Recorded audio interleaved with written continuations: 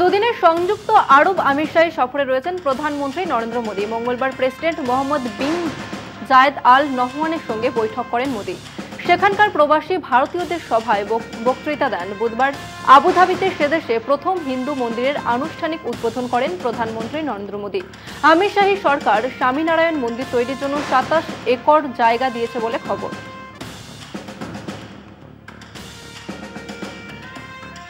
সন্দেশখালী কাণ্ডে শান বিজেপি। সন্দেশখালীতে পৌঁছতে সুকান্তর মরিয়া চেষ্টা। নদীর তীরবর্তী সরস্বতী পুজো এবং পুলিশের গাড়িতে উঠে বিক্ষোভ। এই সময় গোলমাল ধস্তাধস্তির মধ্যে অসুস্থ হয়ে পড়েন সুকান্ত মজুমদার। দেখা যায় তিনি মাটিতে শুয়ে পড়েন, যাকে নাটক বলছে তৃণমূল। এমনকি সুকান্ত যে অসুস্থ হয়েছেন তাও সেভাবে মানতে চাইছেন না শাসক দল।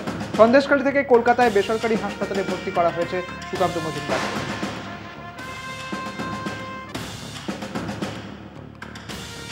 রাজ্যপাল সিভি আনন্দ বোস সন্দেশখালী নিয়ে যে রিপোর্ট কার্ড পেশ করেছেন তাদের সন্দেশখালীর ঘটনা ভয়াবহ বলে বর্ণনা করা হয়েছে। রাজ্যপাল চান রাজ্য মহিলা কমিশন দ্রুত কার্যকরী পদক্ষেপ নিক। রাজ্য সরকার দোষী পুলিশ অফিসারদের বিরুদ্ধে যথাযথ ব্যবস্থা নিক। সংশ্লিষ্ট পুলিশ অফিসারদের বদলি করা হোক। রাজ্য সরকার নিজেদের স্বচ্ছ প্রমাণ করার জন্য সমস্ত পদক্ষেপ করুক। রাজ্যপাল তার রিপোর্ট কার্ডে জানান তিনি 12 ফেব্রুয়ারি সন্দেশখালীর বিস্তীর্ণ এলাকা ঘুরেছেন, মহিলাদের সঙ্গে কথা বলেছেন। অনেক মহিলা তাকে লিখিত এবং মৌখিকভাবে বহু অভিযোগ করেছেন। সেসবের মধ্যে মহিলাদের যৌন নির্যাতন থেকে শুরু করে জোর করে জমি দখল, লাগাতার হুমকি, পুলিশি নিষ্ক্রিয়তার মতো গুরুতর অভিযোগ রয়েছে। পুলিশ স্থানীয়দের অভিযোগ নিতে চাননি। অনেক ক্ষেত্রে উল্টে তারা বাসিন্দাদের সমাজ বিরোধীদের সঙ্গে আপোষ করে নিতে পরামর্শ দিয়েছে। সোমবারই সন্দেশখালী পরিদর্শনের পর দিল্লি উড়ে যান রাজ্যপাল সিভি আনন্দ বোস।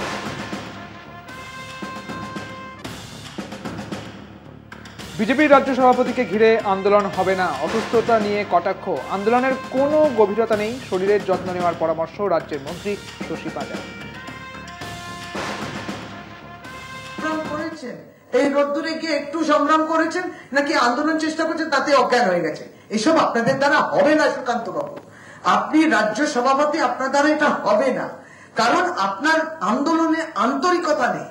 রয়েছে রাজনৈতিক স্বার্থ সিদ্ধি করা, নিজেদের রাজনৈতিক ফায়দা কি করে তোলা যায়, নেই, ডেপথ নেই, এবং তাই শরীর খারাপ, শরীরটা যত্ন।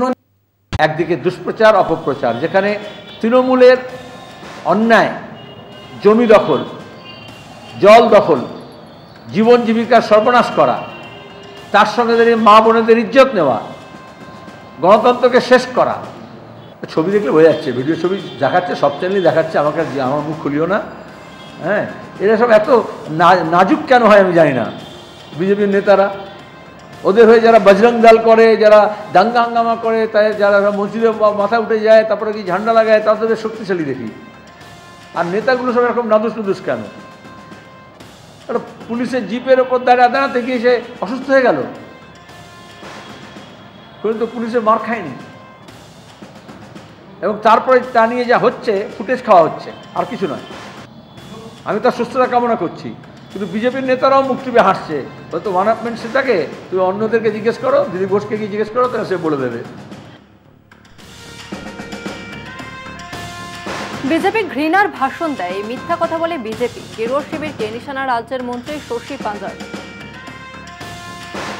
আর আজকে যিনি করলেন প্রেস কনফারেন্স, স্পোক্সম্যান ভারতীয় জনতা পার্টির, এরা দুজনেই should be booked for hate speeches. अपना आप जो वक्तव्य रखते हैं, आप जो भाषण रखते हैं, ये नफरत का भाषण है। आप लोग सब झूठ बोलते हैं। চোপড়া বিএসএফের গাফিলতি নিয়ে কড়া ভাষায় আক্রমণ করেন তৃণমূল মুখপাত্র। এই ঘটনায় কেন্দ্রীয় স্বরাষ্ট্রমন্ত্রী অমিত শাহের পদত্যাগের দাবি করেছেন কুণাল ঘোষ।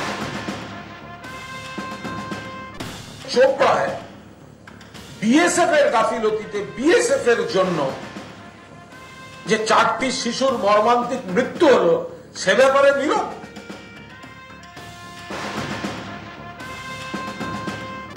নীতিশ কুমারের জন্য অমিত শাহ ব্যস্ত, কিন্তু চোপড়ায় 4টি শিশু মারা গেল, তাদের নিয়ে কোনো কথা নেই। বিএসএফ এর ব্যাটালিয়ন ক্ষতিপূরণ না পাওয়া পর্যন্ত ধর্ণা কর্মসূচি চলবে বলে জানালেন রাজ্যের মন্ত্রী গোলাম রাব্বানি। শুধু এখানে হর্স ট্রেডিং করছে। এখন অমিত শাহ বাবু উনি বিহারের এমএলএ খরিদ করার জন্য রেডি আছে ওখানে, কিন্তু 4টা ছেলে যে মারা গেছে ওনার জন্য কিছু বলবে এটা বলতে পারে। নীতিশকে কি করে বাঁচাতে হবে, নীতিশজিকে